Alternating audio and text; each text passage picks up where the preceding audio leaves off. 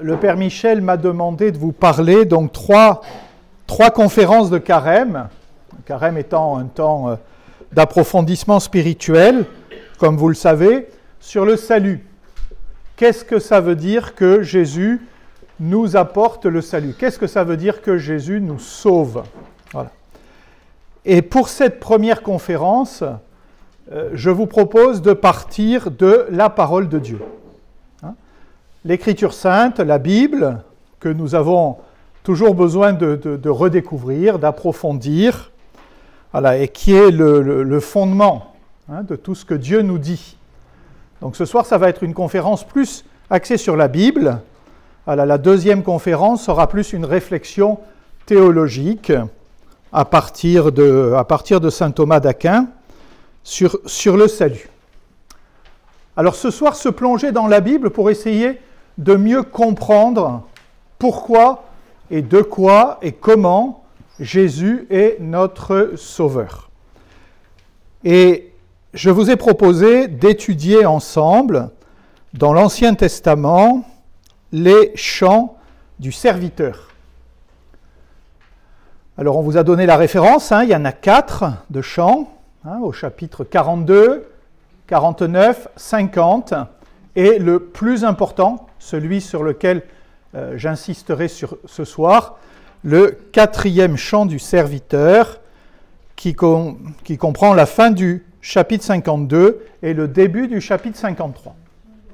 Alors pour commencer la conférence, je voudrais simplement vous le relire. Donc je le prends dans ma petite Bible Jérusalem de poche. Isaïe chapitre 52, verset 13 à 53, verset 12.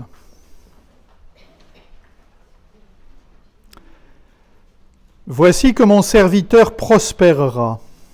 Il grandira, il s'élèvera, il sera placé très haut. De même que des multitudes avaient été saisies d'épouvante à sa vue, car il n'avait plus figure humaine, et son apparence n'était plus celle d'un homme. De même, des multitudes de nations seront dans la stupéfaction. Devant lui, des rois resteront bouche close, pour avoir vu ce qui ne leur avait pas été raconté, pour avoir appris ce qu'ils n'avaient pas entendu dire. Qui a cru ce que nous entendions dire, et le bras de Yahvé, à qui s'est-il révélé? Comme un surgeon, il a grandi devant lui, comme une racine en terre aride, sans beauté ni éclat pour attirer nos regards, et sans apparence qui nous eussent séduits. Objet de mépris, abandonné des hommes, homme de douleur, familier de la souffrance, comme quelqu'un devant qui on se voile la face. Méprisé, nous n'en faisions aucun cas. Or, ce sont nos souffrances qu'il portait et nos douleurs dont il était chargé. Et nous le considérions comme puni, frappé par Dieu et humilié. Mais lui, il a été transpercé à cause de nos crimes, écrasé à cause de nos fautes. Le châtiment qui nous rend la paix est sur lui, et dans ses blessures nous trouvons la guérison. Tous comme des moutons nous étions errants, chacun suivant son propre chemin. Et Yahvé a fait retomber sur lui nos fautes à tous. Maltraité, il s'humiliait, il n'ouvrait pas la bouche. Comme l'agneau qui se laisse mener à l'abattoir, comme devant les tondeurs sur une brebis muette, il n'ouvrait pas la bouche. Par contrainte et jugement, il a été saisi. Parmi ses contemporains, qui s'est inquiété qu'il ait été retranché de la terre des vivants, qu'il ait été frappé pour le crime de son peuple? On lui a donné un sépulcre avec les impies, et sa tombe est avec le riche, bien qu'il n'ait pas commis de violence et qu'il n'y ait pas de tromperie dans sa bouche. Yahvé a voulu l'écraser par la souffrance. S'il offre sa vie en sacrifice expiatoire, il verra une postérité, il prolongera ses jours, et par lui la volonté de Yahvé s'accomplira. À la suite de l'épreuve endurée par son âme, il verra la lumière et sera comblé.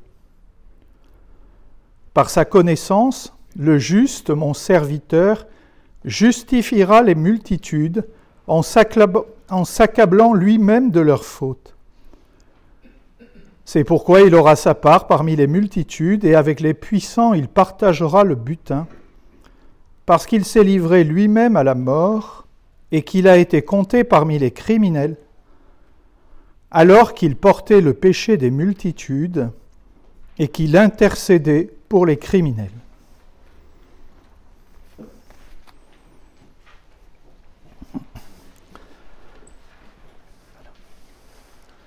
Voilà, donc Philippe vous donne le texte si vous ne l'avez pas. Alors il y a toujours, vous savez, des sommets dans les chaînes de montagnes. Pour les Alpes, c'est le Mont Blanc. Pour l'Himalaya, c'est l'Everest.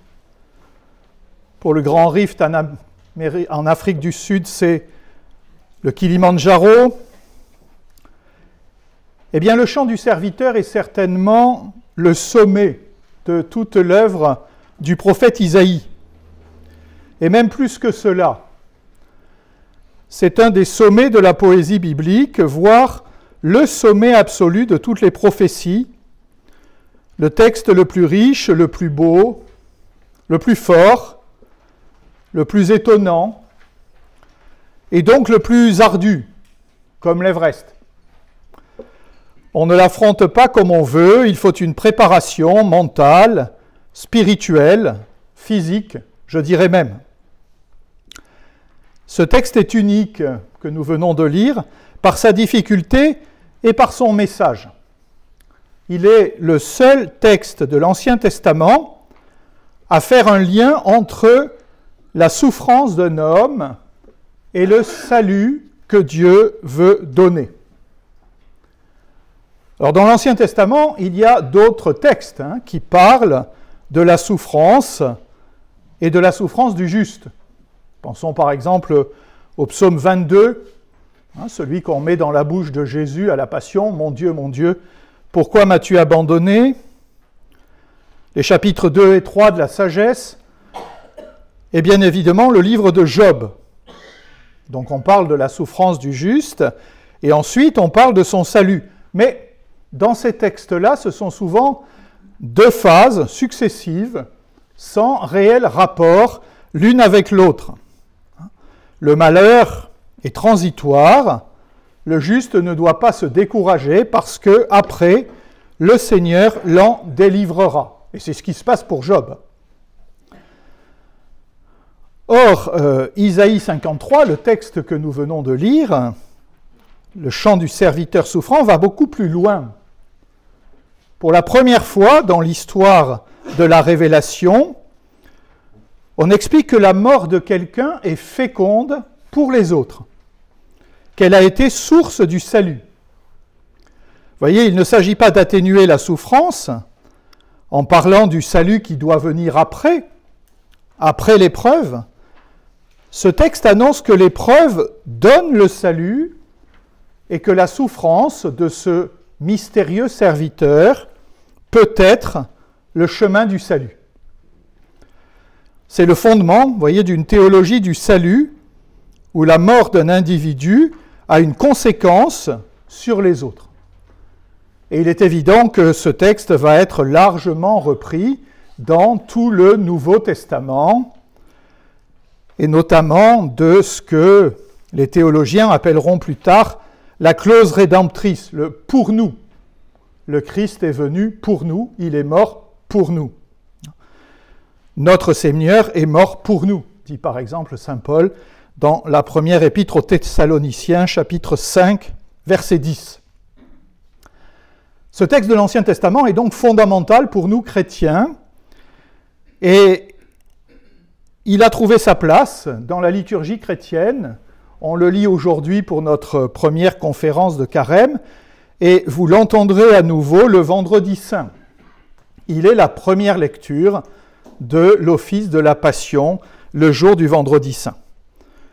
Ce que j'espère, c'est que vous pourrez l'approfondir tout au long de ce Carême pour l'entendre évidemment différemment le jour du vendredi saint. On y a vu la prophétie la plus étonnante de la Passion de notre Seigneur, une description quasiment mot pour mot de ce qu'a vécu Jésus. Dans ce texte, le sacrifice et le serviteur se retrouvent d'une manière éminente. Alors c'est un texte d'Isaïe. Qui est Isaïe ?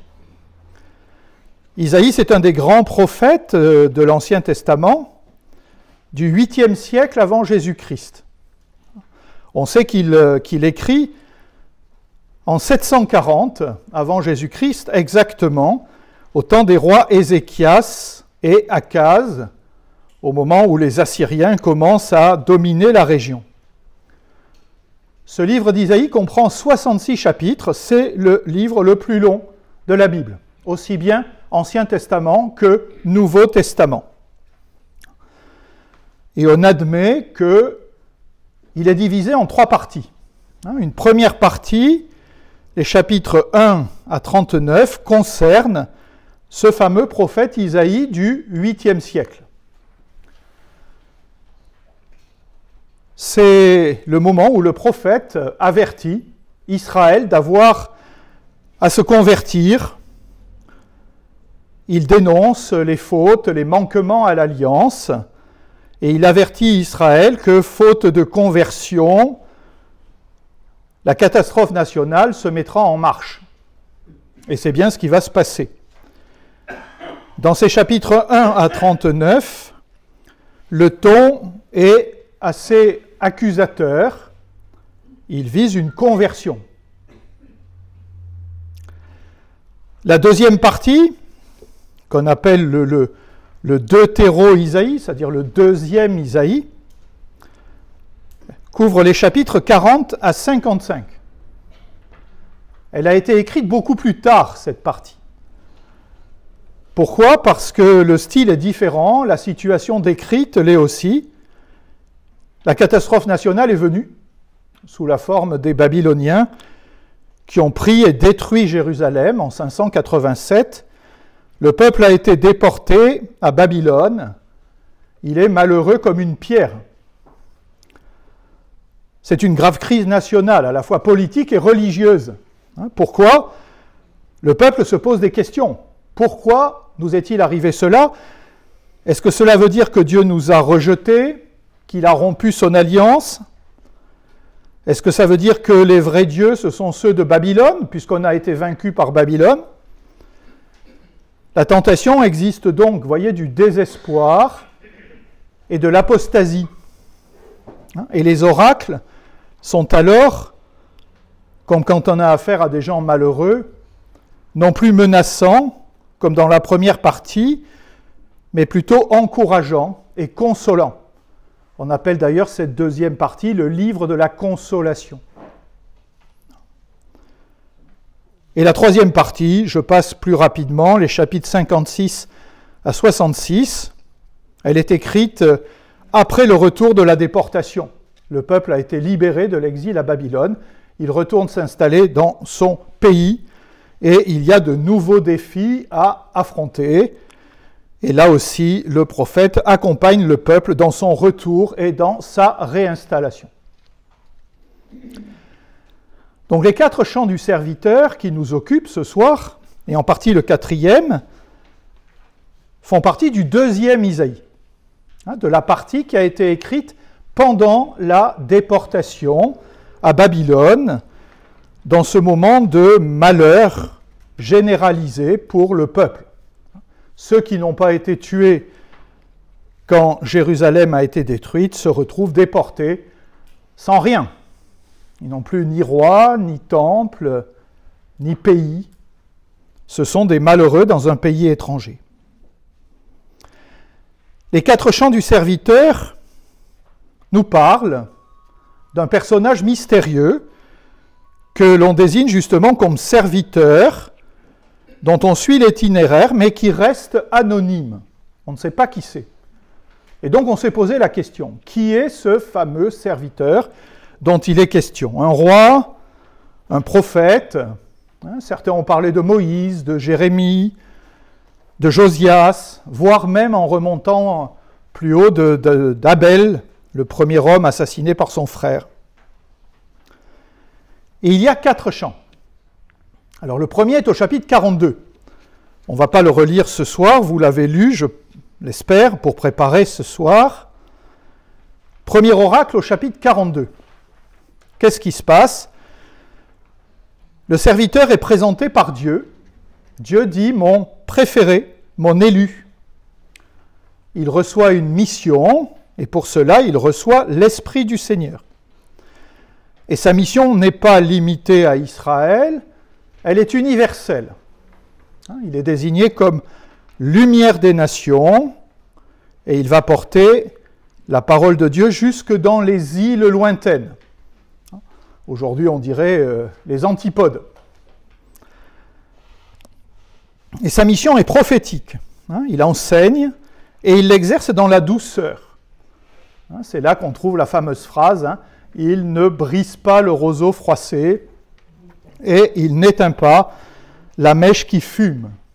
Donc un prophète qui porte une parole de consolation, une parole pleine de douceur, par laquelle Dieu veut guérir et libérer son peuple. Ça, c'est le chapitre 42, premier oracle. Deuxième oracle, au chapitre 49, là, c'est le serviteur lui-même qui parle. Il prend la parole pour nous dire qu'il a été appelé dès le sein de sa mère, mais sa mission va rencontrer des difficultés.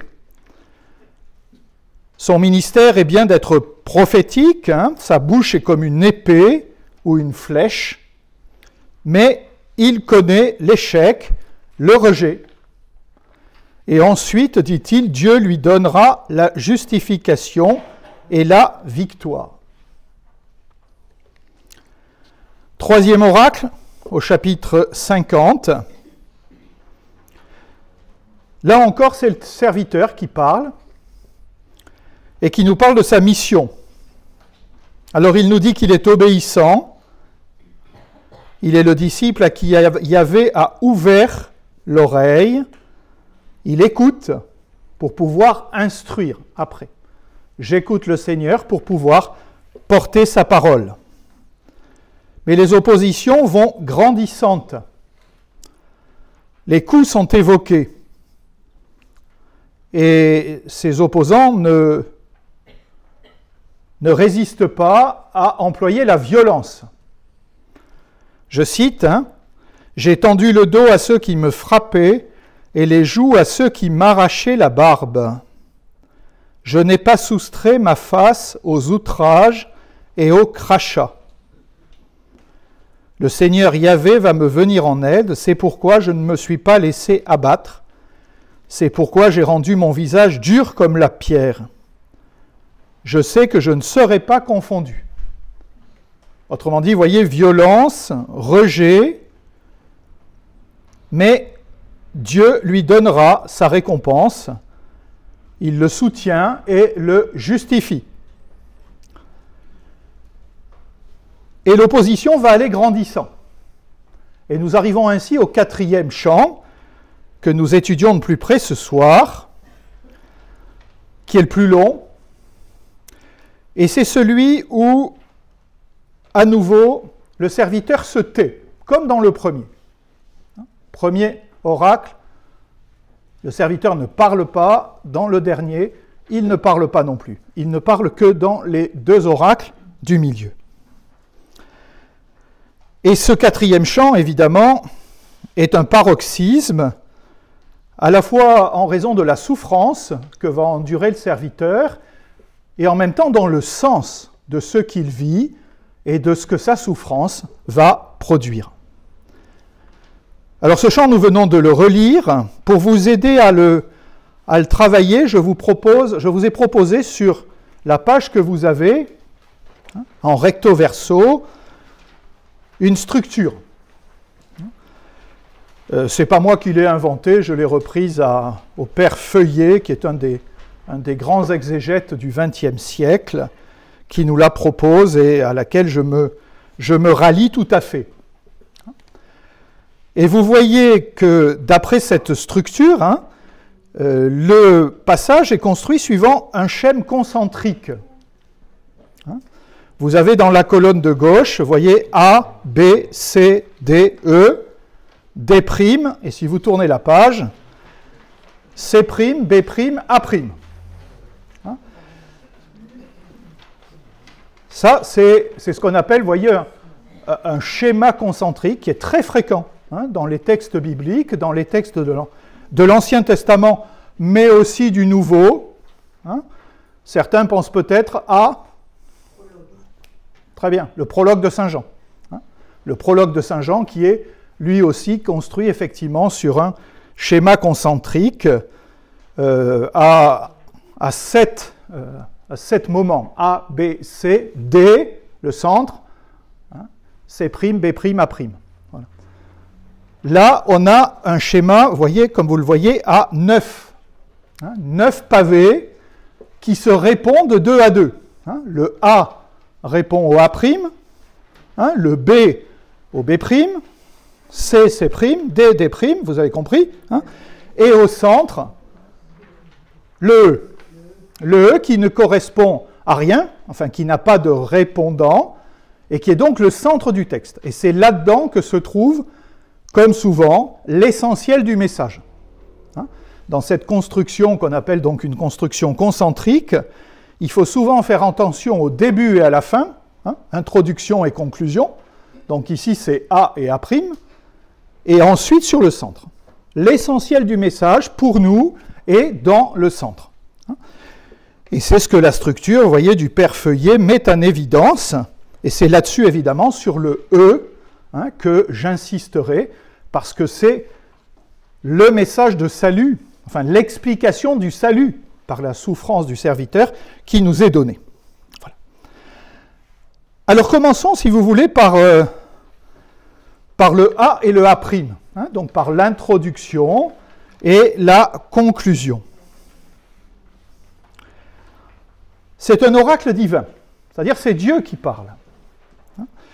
Il n'y a pas de doute, lui seul peut dire « mon serviteur ». Il est le serviteur de Dieu, le serviteur de Yahvé. Donc le serviteur ne parle plus, mais c'est Dieu lui-même qui va parler de celui dont il est question. Dieu prend le premier, la parole, et il aura également le dernier mot.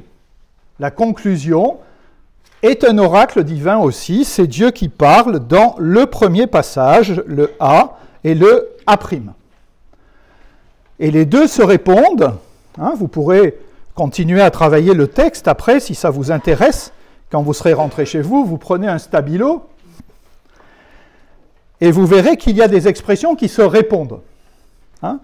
Mon serviteur, on le retrouve au verset 13 en A et au verset 11 en A'. La mention des foules. Les foules sont mentionnées 2 fois en A. Je vous l'ai mis en rouge, si vous avez des photocopies en couleur. Sinon, vous prendrez votre stabilo. Et 3 fois dans le A'. Et la thématique est la même, l'exaltation et l'abaissement du serviteur. Alors, vous voyez, quand on a des éléments qui se répondent au début et à la fin, en A et A', on appelle ce procédé inclusion. C'est-à-dire, on retrouve au début et à la fin des mêmes éléments qui donnent une sorte de cadre qui délimite et qui met en évidence la section. Qu'est-ce qu'il y a dans ces deux parties, A et A'? Le contenu. Dieu parle d'un événement qui s'est passé et que l'on ne découvre qu'après, au verset 14. L'abaissement de son serviteur. Au verset 14, qui est le deuxième verset, comme vous le voyez, c'est au passé. Des foules ont été horrifiées à son sujet. Son apparence est détruite, il ne ressemble plus à un homme, il est défiguré, déshumanisé, il n'a plus l'aspect des fils d'Adam. Et la plus grande partie du poème sera consacrée à la description de l'abaissement du serviteur. Et en même temps, Dieu parle d'autre chose, de son exaltation, de son élévation, et les mots sont très forts. Au verset 13, « Il saisira tout, il sera haut placé, élevé, exalté. » Et on commence même par là, vous voyez, par l'exaltation, au verset 13, avant de parler de son abaissement au verset 14. Vous notez qu'il y a un vocabulaire qui concerne l'espace. On parle de haut et de bas. On dit élevé et exalté. Et le vocabulaire concerne aussi le temps. Il y a le passé et le futur. Le serviteur a été abaissé, c'est passé, et il sera élevé, c'est un futur. Et c'est exactement pareil à la fin du poème, en A', et le discours de Dieu se situe entre les deux. Oui. Entre l'abaissement qui a eu lieu et l'élévation qui doit avoir lieu, mais il n'est pas précisé quand. Et ceci donne un effet poétique, vous voyez, et énigmatique, très fort. Mais c'est intéressant de se dire que le texte parle de l'avenir, et pas simplement d'un événement passé. C'est une prophétie qui, à l'époque où Isaïe écrit, n'est pas encore accomplie. Ça se produira, Dieu le fera. Mais quand? Lui ne le sait pas, et ne le dit pas. Ce qu'il faut aussi noter, c'est que du point de vue chronologique, Dieu commence par la fin, il anticipe le succès de son serviteur, et ensuite on peut rentrer dans la description de la passion du serviteur. En faisant cela, voyez, en commençant par le triomphe final, Dieu nous prépare à accepter plus facilement les souffrances du serviteur qui vont être décrites dans la suite du texte. Et c'est exactement la même logique que nous retrouverons dans l'Évangile, lorsque Jésus voudra monter à Jérusalem et qu'il voudra préparer ses apôtres et ses disciples au scandale de la Passion. Par quoi va-t-il commencer? Par la transfiguration. Eh bien, on retrouve, voyez, ce même schéma déjà annoncé dans Isaïe. Il sera haut placé, élevé, exalté à l'extrême. Dans la vie de Jésus, c'est la transfiguration. Et ensuite, Jésus monte à Jérusalem et il va subir sa passion. Les foules vont être horrifiées à son sujet. Son apparence n'était plus celle d'un homme, son aspect n'était plus celui des fils d'Adam. On ne peut comprendre, voyez, la passion du serviteur qu'à partir de sa glorification.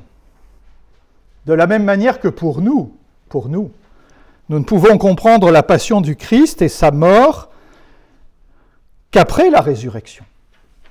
En soi, la passion du Christ est incompréhensible. Vous voyez, c'est un scandale absolu. Et les apôtres n'ont rien compris sur le coup. Il a fallu quoi? Il a fallu la résurrection, et même plus que la résurrection, il a fallu la Pentecôte et le don de l'Esprit Saint pour qu'ils comprennent justement le pourquoi de cette passion de Jésus à la lumière de sa glorification.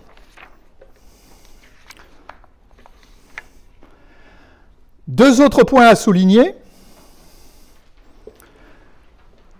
Les foules dont il est question, au verset 14 et au verset 15, et qu'on retrouvera en A'. On connaît la composition des foules qui regardent en silence. Ce sont des rois et des nations. Le mot « nation » dans l'Ancien Testament désigne les païens les non-juifs. Hein, les nations, ça ne veut pas dire forcément les pays étrangers, ça veut dire ceux qui ne sont pas juifs, qui n'ont pas la même religion que nous. Au verset 14, on parle simplement de foules, et l'on peut imaginer les foules du peuple juif que l'on retrouvera à Jérusalem lors de la passion du Christ. Mais le verset 15 précise que c'est bien plus large. Il y a des païens et il y a des puissants, des rois qui se trouvent devant quelque chose ou quelqu'un qu'ils ne comprennent pas et qui est plus grand qu'eux. Et là aussi, évidemment, 600 ans avant, quasiment 600 ans, comment ne pas penser à la passion de Jésus, où Jésus rencontre non seulement les foules de Jérusalem et les chefs du peuple juif, mais il subit sa passion devant Pilate, un païen, devant Hérode, un roi d'origine iduméenne, c'est-à-dire étranger, et devant des soldats romains et un centurion, c'est encore des païens. Donc la foule est le témoin de ce qui va advenir aux serviteurs, ces multitudes à la fois de juifs et de non-juifs, universelles donc, et qui nous font penser à celles que Jésus désignera dans l'institution de l'Eucharistie. Voici mon sang versé pour la multitude, dira l'évangile de Matthieu. On traduit d'ailleurs parfois pour les foules, c'est-à-dire les juifs et les non-juifs. Et quelle est l'attitude de ces gens? La stupeur, une surprise énorme. Ils voient, ils observent et ils se taisent. Ils restent bouche bée, bouche close. Et cela contraste avec la suite où la foule ne cessera pas de commenter et d'interpréter, probablement trop facilement, ce qu'elle voit. Et ils se taisent devant ce contraste absolument ahurissant entre l'abaissement du serviteur qu'il croyait maudit, rejeté par Dieu et par les hommes, et son élévation par Dieu.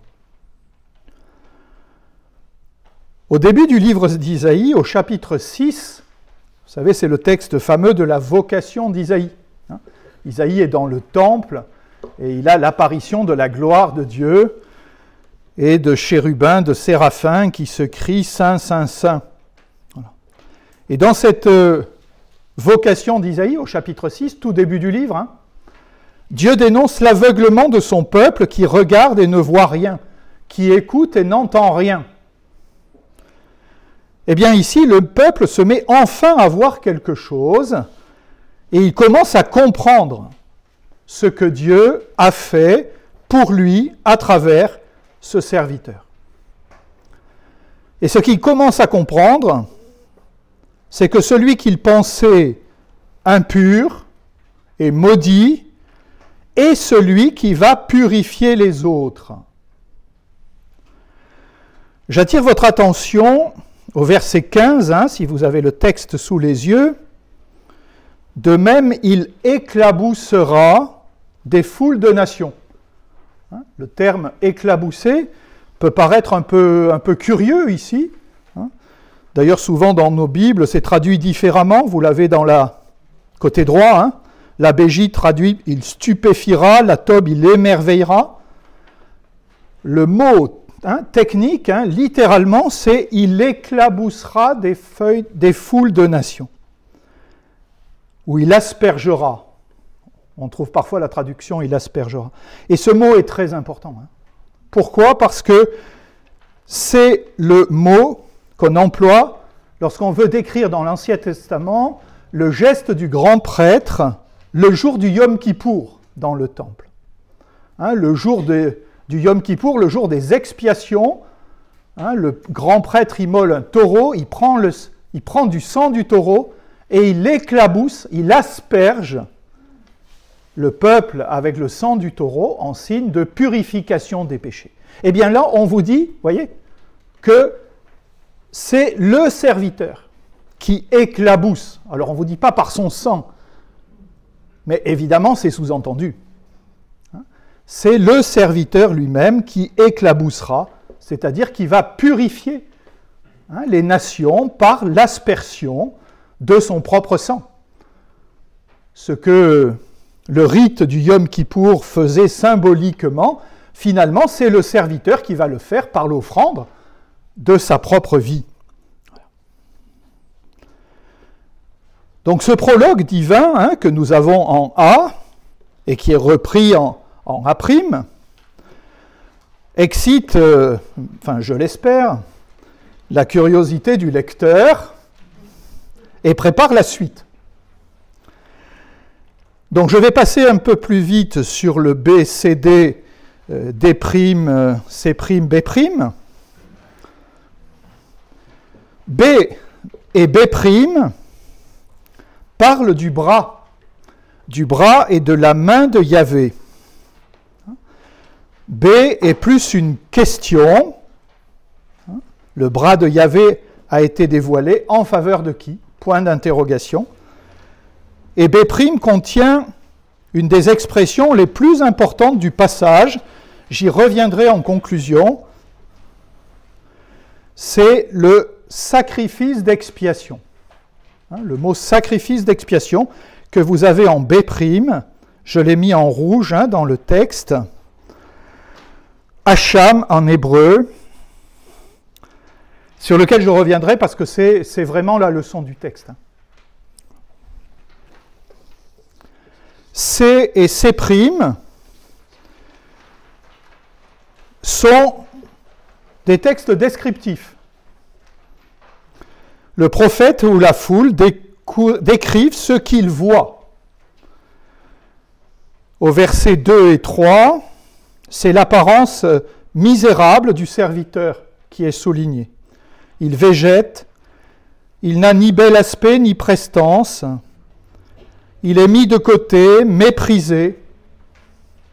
Ce dont il souffre doit être comme une maladie, comparé à la lèpre en particulier, puisque l'on se voile le visage et l'on se tient à distance, ce qui était l'attitude dans l'Ancien Testament par rapport aux lépreux. On les mettait à l'écart et on se couvrait face à eux pour ne pas être contaminé. Donc vous voyez, le serviteur est quasiment considéré comme un lépreux.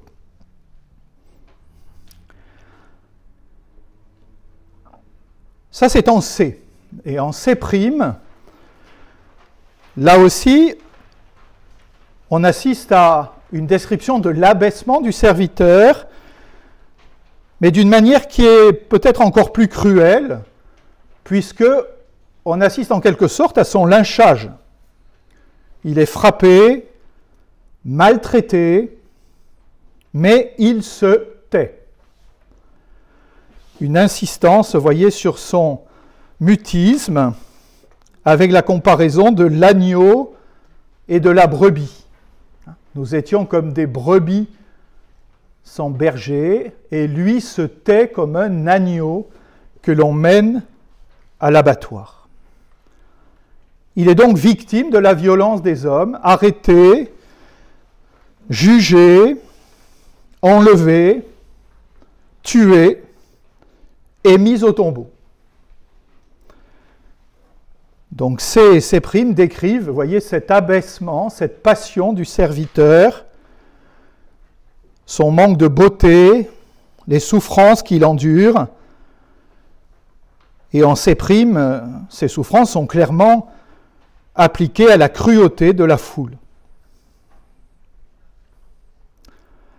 D, E et D', alors là nous arrivons au centre, petit à petit, du passage, c'est-à-dire à la leçon principale. D, E et D' sont des interprétations. Pourquoi en est-il arrivé là? Qu'est-ce que ça signifie? En fait, commence le verset 4 en D, donc on est dans l'interprétation, sûrement. Nous l'estimions touché.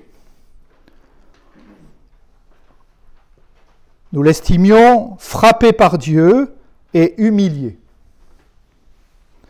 Mais il y a une opposition entre ce que la foule pensait ou faisait et ce qu'elle comprend ensuite.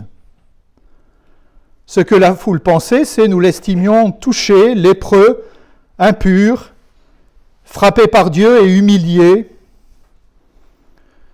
Et en déprime, nous étions errants, nous nous tournions chacun vers son chemin. Et voici que la foule découvre, en ouvrant les yeux, la face cachée des événements. En fait, ce sont nos souffrances qu'il a portées.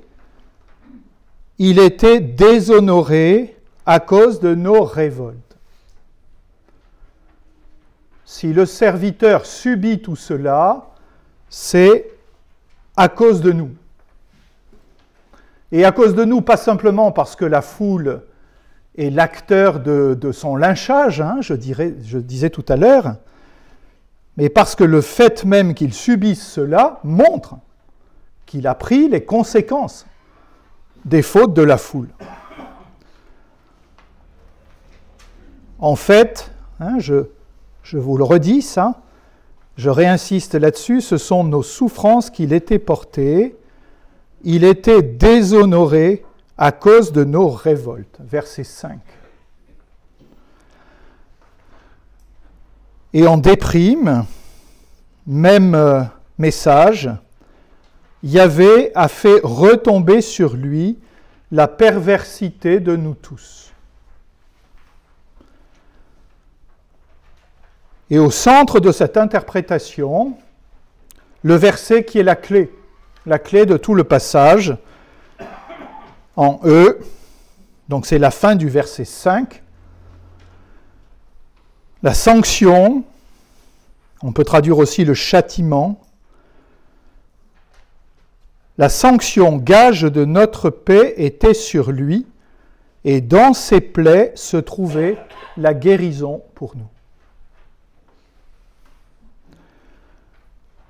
La sanction gage de paix pour nous était sur lui, et dans ses plaies se trouvait la guérison pour nous. Qu'est-ce que cela veut dire ? La souffrance de cet homme n'est pas le signe que Dieu l'a abandonné, ou pire encore, maudit. Qu'est-ce que j'ai fait au bon Dieu pour mériter cela ? Certains textes bibliques pouvaient le laisser croire. Si tu es pauvre, si tu es malade, c'est que tu es pécheur. Dans le livre de Job, si vous avez eu l'occasion de le lire, c'est ce que disent les amis, entre guillemets, de Job, qui viennent le voir.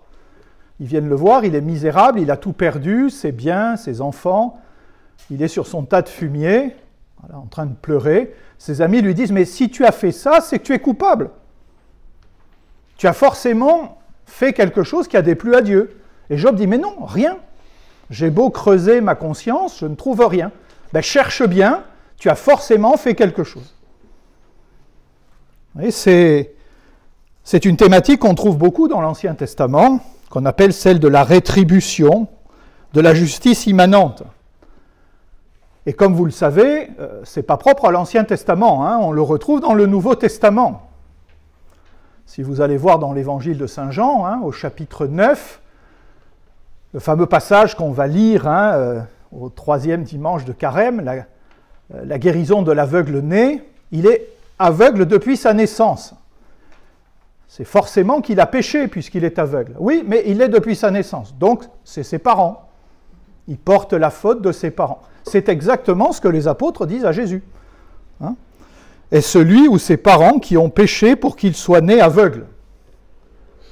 Donc, vous voyez, il y a dans l'Ancien Testament et même dans le Nouveau Testament cette conception fausse que s'il est le serviteur anéanti et traité comme un sous-homme, c'est qu'il a péché.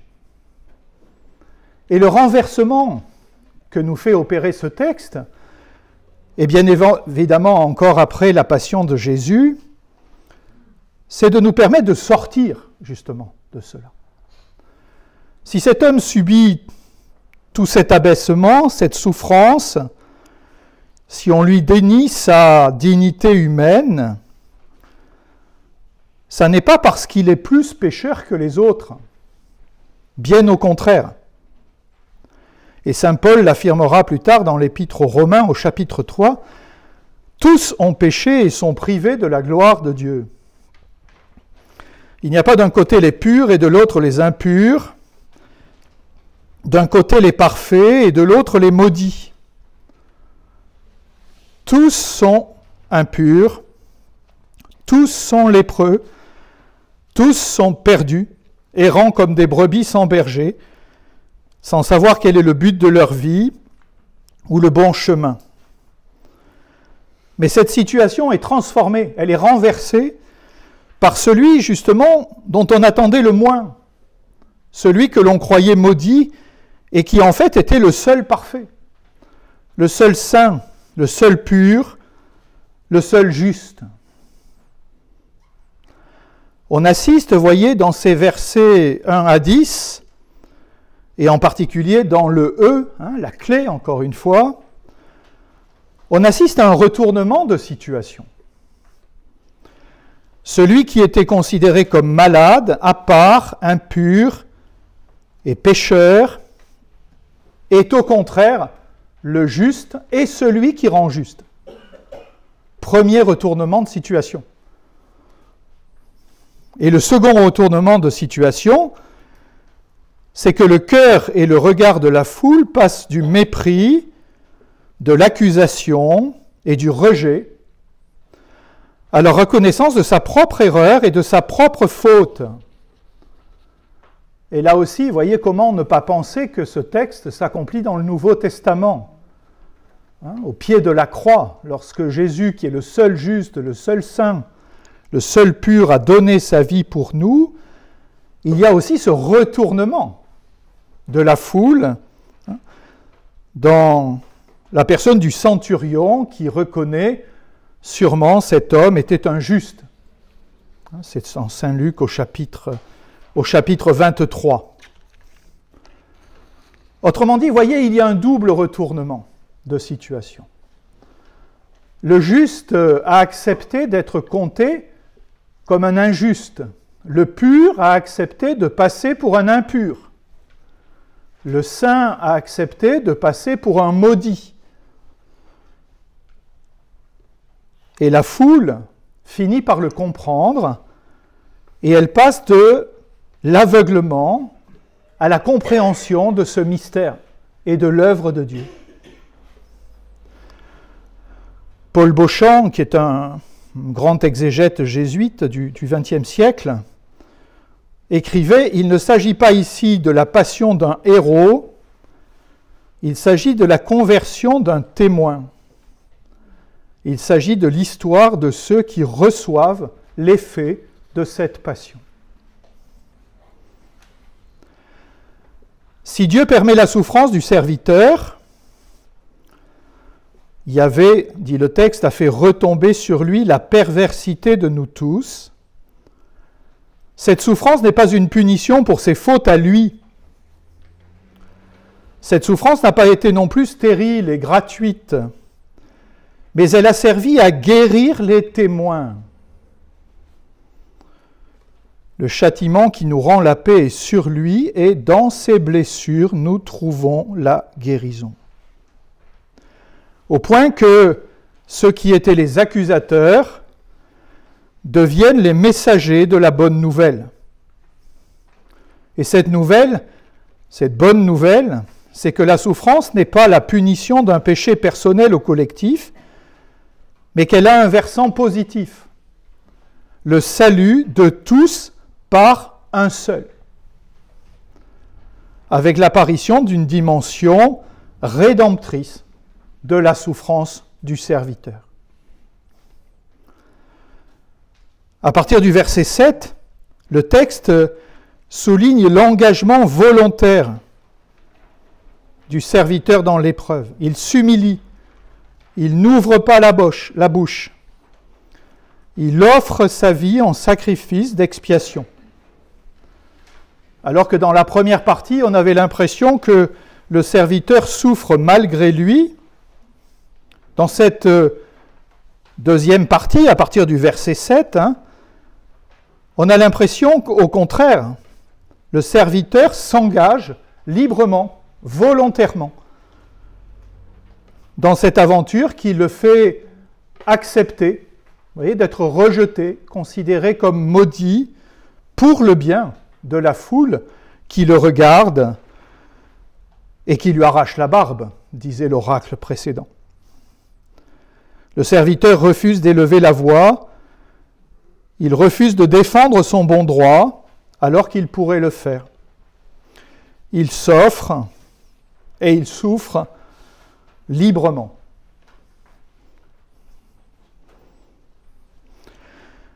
Alors qui est ce serviteur ? Qui est ce serviteur que nous allons essayer pendant ce carême de regarder, nous aussi ? On s'est beaucoup interrogé sur l'identité de ce serviteur souffrant. Comme je vous le disais rapidement en introduction, peut-être un prophète du passé ou un roi. On a parlé d'Isaïe lui-même ou de Jérémie, du roi Josias, de la figure d'Abel, tué par Caïn, ou un prophète anonyme, ou encore le peuple d'Israël tout entier. Mais l'interprétation collective pose des problèmes. Il s'agit d'un personnage qui ressemble par certains côtés à plusieurs personnages du passé, mais dont l'identification est encore à venir. N'oublions pas ce jeu entre le passé et le futur. Il a été abaissé, il sera élevé, il sera exalté. Il y a des indices qui nous disent qu'il s'agit d'une figure prophétique. Il porte la parole de Dieu, après l'avoir entendue jusque dans les îles lointaines. Dans le 4e chant, on dit assez sobrement qu'il n'y a pas de mensonge dans sa bouche. Donc sa parole, la parole qu'il porte est véridique. Et on comprend que c'est la prédication du serviteur comme prophète qui a causé son rejet, sa persécution et sa mort. Donc ce serviteur est bien un prophète. En même temps, il y a des indices qui nous font penser à une figure royale. Pourquoi ? Au verset 2, donc en C, si vous regardez votre texte, il végétait devant lui comme un rejet, comme une racine sortant d'une terre aride. Cette allusion au rejet, à la racine, vous fait peut-être penser à quelque chose. Bravo.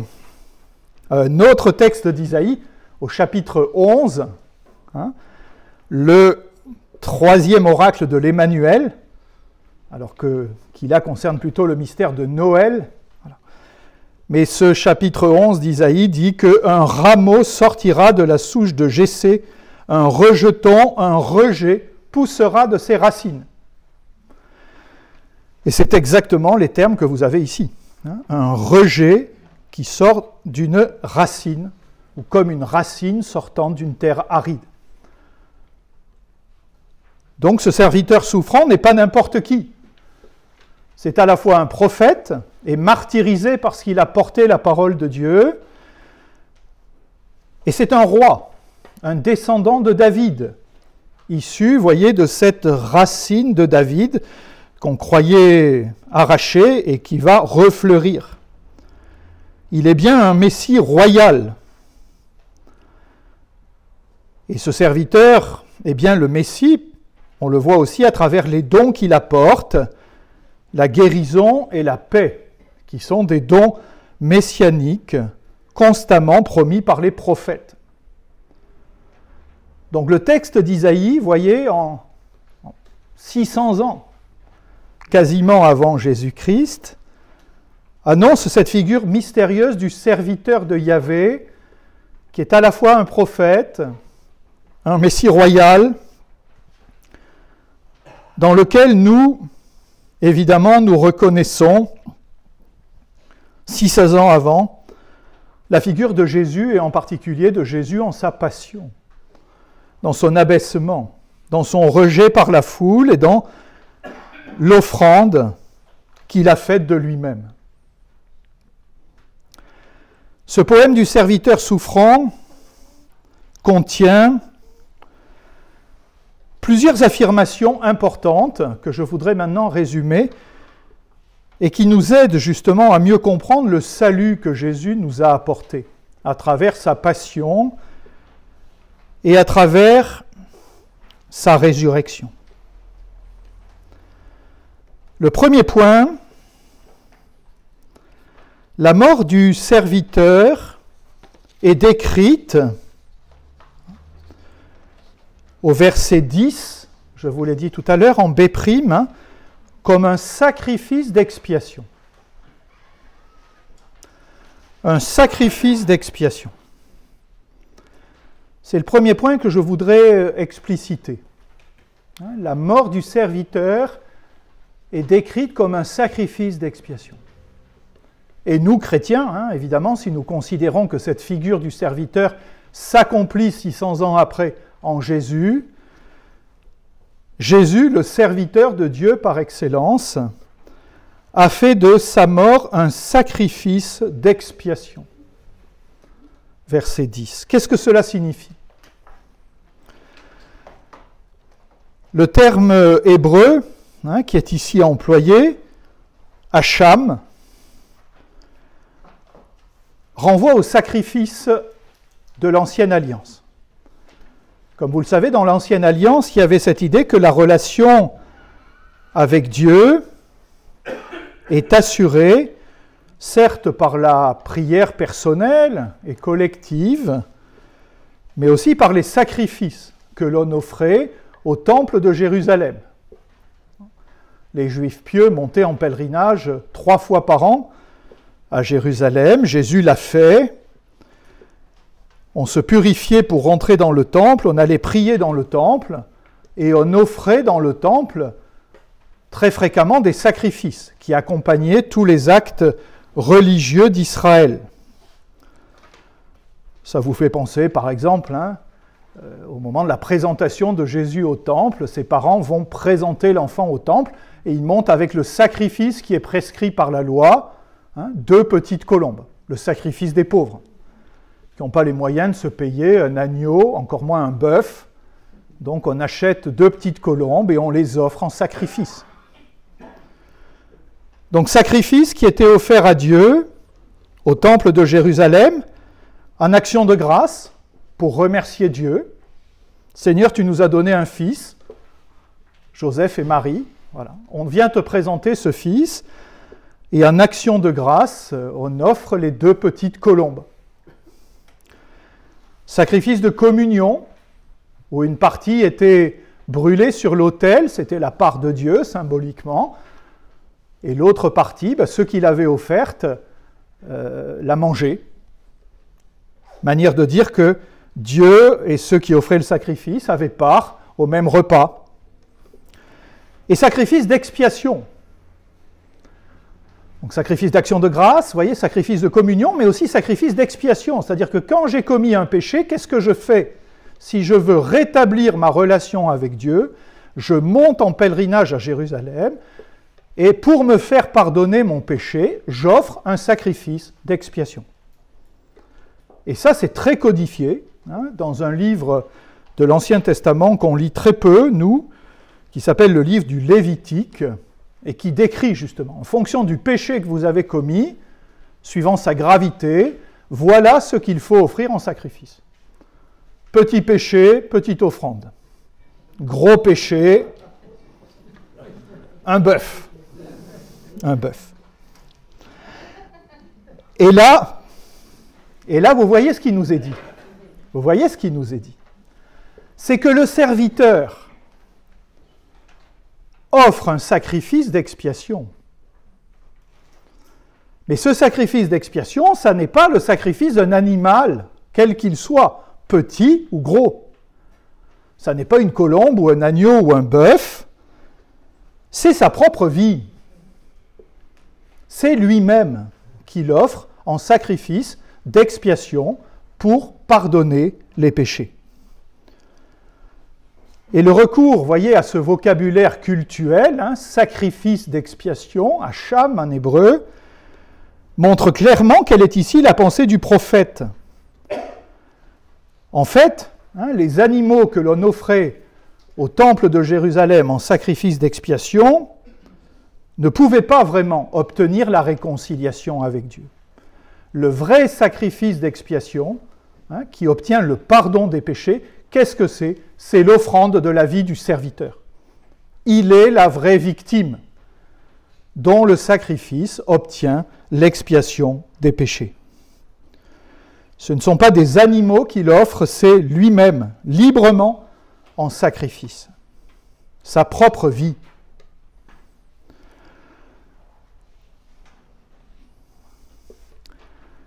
Deuxième point, important pour nous à méditer, c'est la substitution.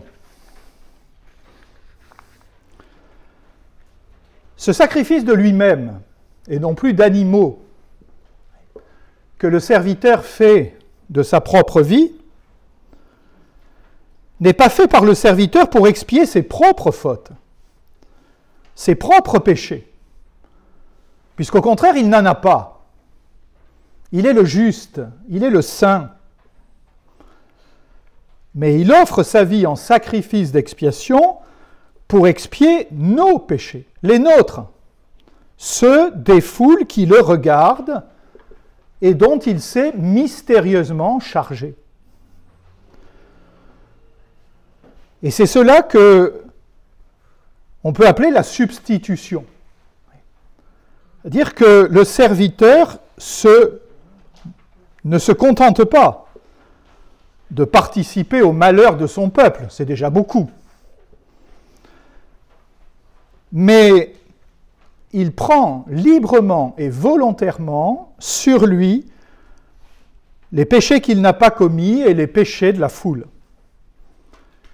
Le saint se substitue aux pécheurs de la foule dont nous faisons partie. Et il le fait librement et volontairement. Yahvé ne substitue pas arbitrairement un innocent ou coupable sans que le serviteur ait eu son mot à dire. La substitution dont il est question tout au long de cet oracle, et en particulier en D, E et D', est commandée par la générosité du serviteur. C'est lui qui librement et volontairement se solidarise avec la multitude pécheresse et se substitue à elle dans la nécessaire expiation du péché. Pour le dire d'une autre manière, voyez, le serviteur juste se charge librement du péché des autres, les coupables, la foule dont nous faisons partie, et il en paie les conséquences, jusqu'à offrir sa propre vie.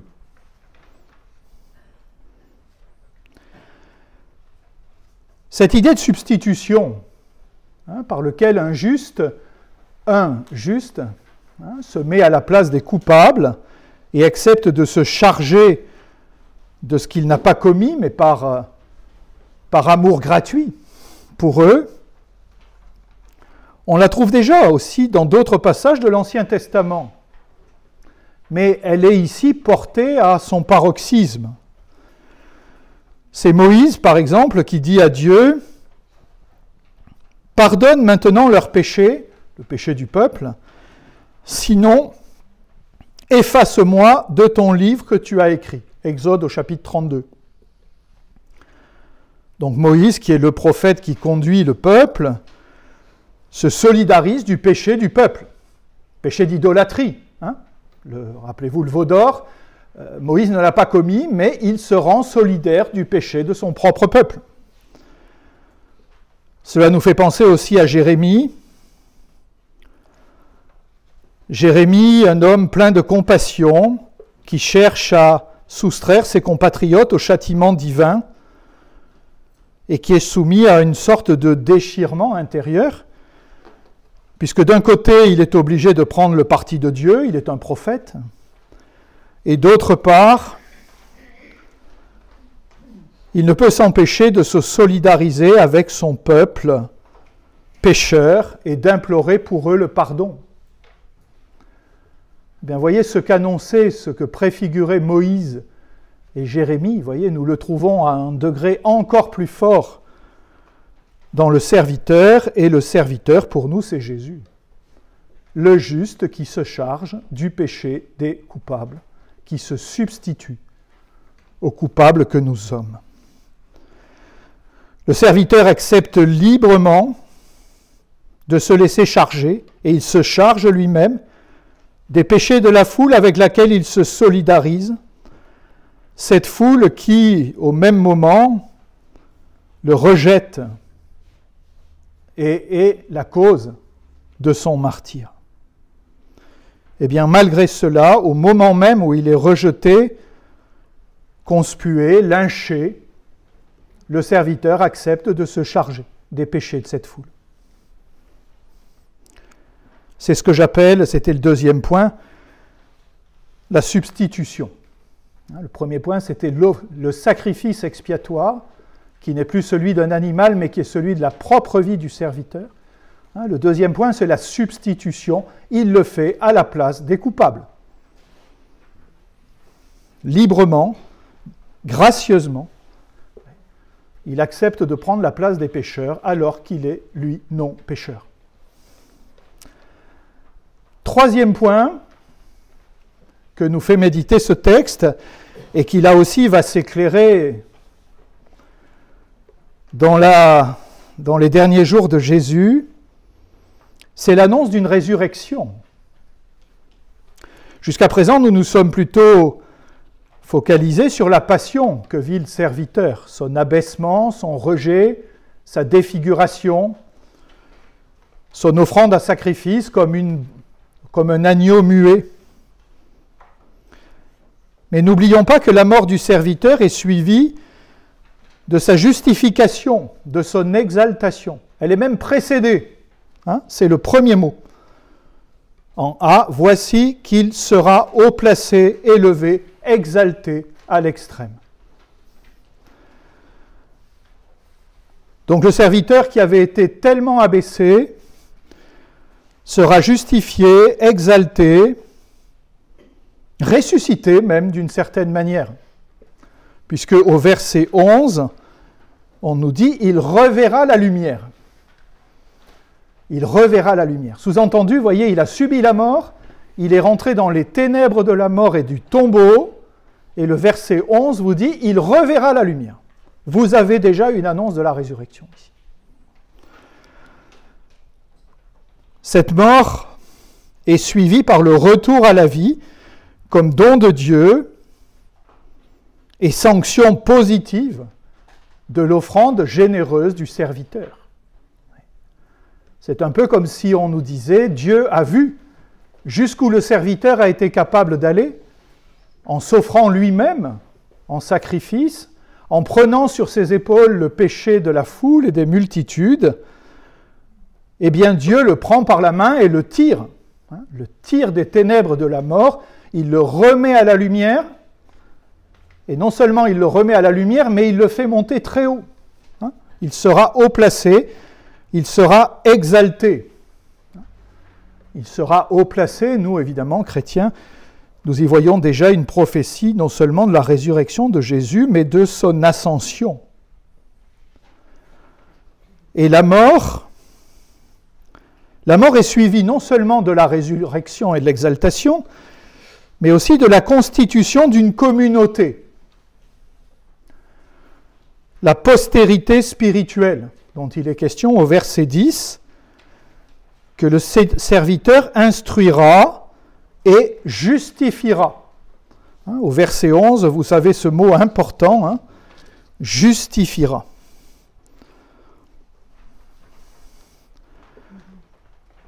Il en résultera, au début du verset 12, qu'on pourra le comparer au plus grand conquérant de l'histoire, comme Cyrus, le roi perse Cyrus, dont le souvenir est maintes fois évoqué dans le 2e Isaïe.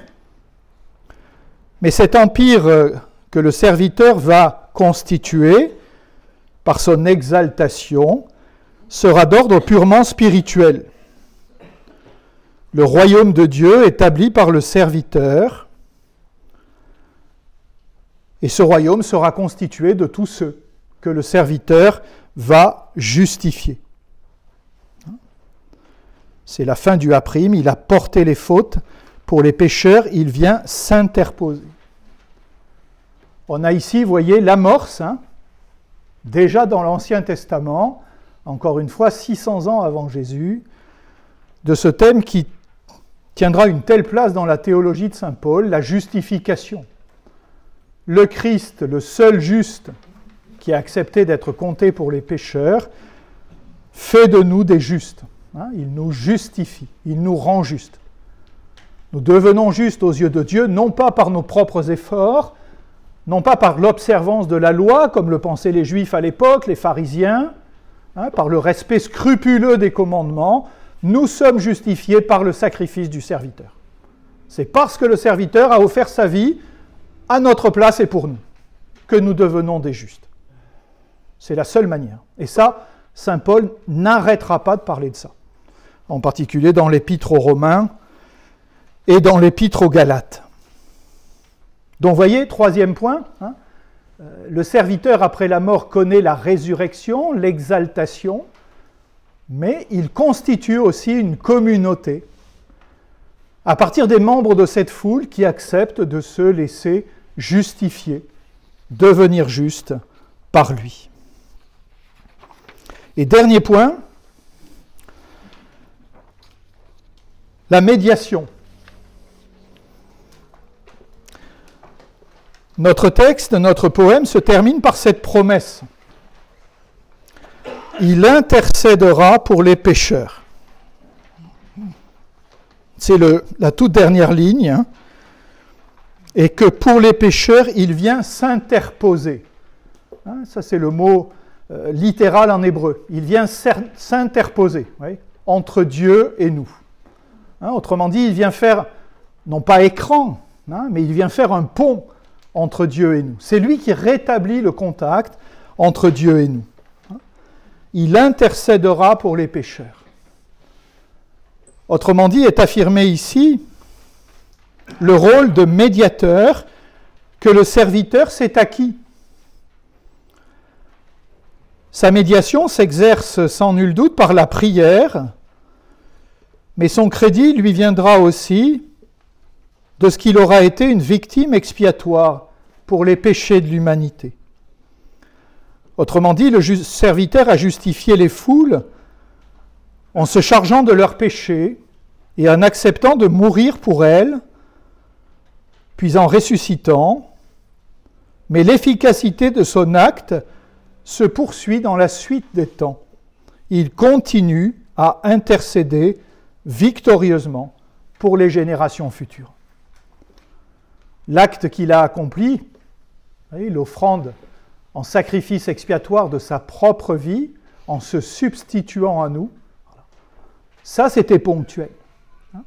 Mais après son exaltation et sa montée à la droite de Dieu, il continue à intercéder, à offrir son propre sang et à continuer d'une certaine manière à nous éclabousser de son propre sang, à intercéder pour nous. Et nous, évidemment, chrétiens, lorsque nous lisons ce texte, nous y voyons l'annonce de cette intercession pour nous de Jésus qui continue, qui a eu lieu il y a 2000 ans par sa mort sur la croix et sa résurrection, mais qui évidemment continue au ciel. Il ne cesse pas d'intercéder pour nous, il ne cesse pas de s'interposer pour les pécheurs pardonnés que nous sommes. Voilà donc les 4 points que je voulais faire ressortir de ce texte qui, encore une fois, est un des sommets de l'Ancien Testament et qui nous aide déjà à comprendre ce qui s'est passé dans la passion et la résurrection de Jésus. Vous voyez, je les reprends à nouveau. L'idée du sacrifice expiatoire. Le serviteur offre non pas un animal, mais sa propre vie en sacrifice pour l'expiation des péchés. Deuxième point, la substitution. Ces péchés ne sont pas les siens, mais ils sont ceux de la foule, c'est-à-dire vous et moi, dont il accepte de se charger à notre place. Pour nous en délivrer, il accepte, lui, le juste, de les porter sur ses épaules. Le troisième point, c'est qu'après son abaissement et sa passion vient sa glorification. Il reverra la lumière et il sera exalté. Donc la passion du serviteur n'a pas le dernier mot, au contraire. La résurrection a le premier et le dernier mot. Et ça n'est pas pour rien que le texte commence par son exaltation et finit par son exaltation. La passion du Seigneur, du serviteur, et pour nous du Seigneur, voyez, n'est compréhensible que lorsqu'elle est encadrée par sa glorification. La gloire dont il vient et la gloire où il retourne. Et là, évidemment, ça nous fait penser à Saint Jean. Père, glorifie-moi de la gloire que j'avais auprès de toi avant la création du monde. Et le dernier point, c'est l'intercession. Il a offert une fois pour toutes sa vie en sacrifice expiatoire à notre place. Il est ressuscité, mais il continue son intercession au ciel. Tels sont, pour conclure, les enseignements de cette page véritablement unique dans tout l'Ancien Testament. Tous les chrétiens, sans exception, peuvent trouver le plus grand profit à la faire très souvent, et en particulier pendant ce carême, en entendant le vendredi saint, l'objet de leur méditation. Gardez la feuille, et n'hésitez pas à la reprendre quand vous viendrez prier pendant ce carême devant le tabernacle, devant le Saint-Sacrement, devant la croix. Ce que nous devons y chercher, ce sont certes des détails sur la manière concrète dont s'est déroulée la passion du serviteur et la passion de Jésus, mais c'est bien plus encore la signification profonde des souffrances du Christ, telle que le suggère l'agonie de Gethsémani, telle que le décrit le portement de croix, le rejet par les foules, la mort sur la croix, suivi ensuite par la glorification du vrai serviteur, qui est Jésus lui-même. Voilà, puisse-t-il nous éclairer sur ce qu'il a vécu, sur ce qu'il a voulu nous dire lorsque nous lisons et méditons ce texte. Pour terminer, je vous propose simplement de le relire une fois, et puis on partira tranquillement en silence.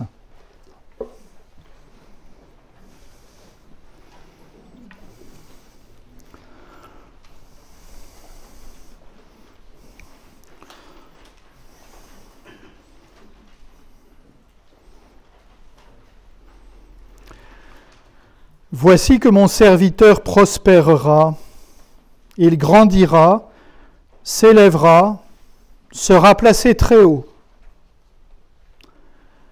De même que des multitudes avaient été saisies d'épouvante à sa vue, car il n'avait plus figure humaine, et son apparence n'était plus celle d'un homme. De même, des multitudes de nations seront dans la stupéfaction. Devant lui, des rois resteront bouche close, pour avoir vu ce qui ne leur avait pas été raconté, pour avoir appris ce qu'ils n'avaient pas entendu dire. Qui a cru ce que nous entendions dire, et le bras de Yahvé, à qui s'est-il révélé?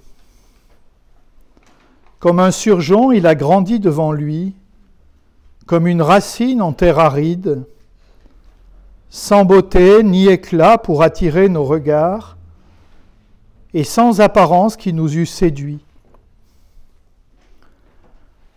Objet de mépris, abandonné des hommes, homme de douleur, familier de la souffrance, comme quelqu'un devant qui on se voile la face. Méprisés, nous n'en faisions aucun cas.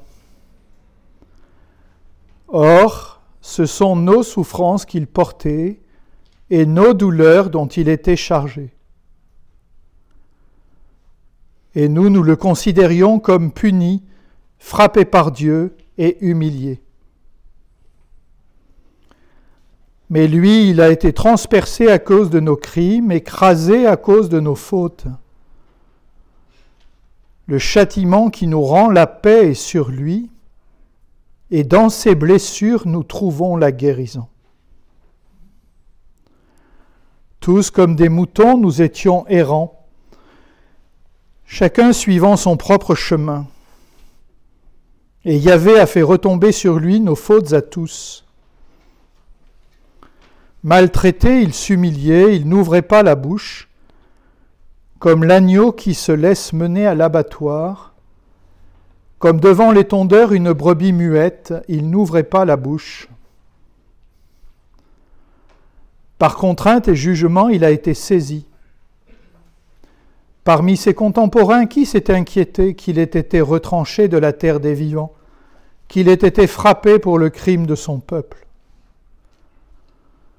On lui a donné un sépulcre avec les impies, et sa tombe est avec le riche, bien qu'il n'ait pas commis de violence et qu'il n'y ait pas eu de tromperie dans sa bouche. Yahvé a voulu l'écraser par la souffrance. S'il offre sa vie en sacrifice expiatoire, il verra une postérité, il prolongera ses jours, et par lui la volonté de Yahvé s'accomplira. À la suite de l'épreuve endurée par son âme, il verra la lumière et sera comblé. Par sa connaissance, le juste, mon serviteur, justifiera les multitudes en s'accablant lui-même de leurs fautes. C'est pourquoi il aura sa part parmi les multitudes, et avec les puissants, il partagera le butin.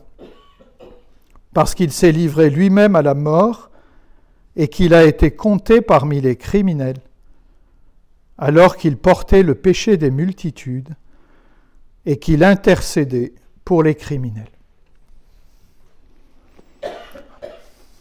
Merci.